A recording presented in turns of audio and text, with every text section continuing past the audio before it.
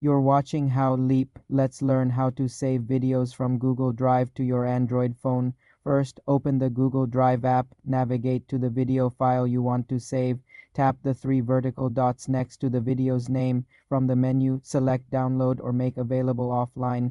The video will download to your phone's internal storage. To find it, open your file manager app like Files by Google.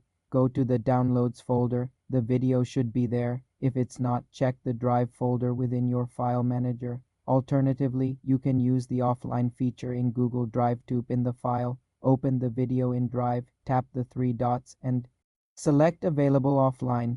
This keeps a copy in the Drive app's offline storage, but not necessarily in your general gallery. To move it to your gallery, use a file manager to copy the video from the Downloads folder to the Movies or DSIM folder. Some Android phones automatically show downloaded videos in the Gallery app.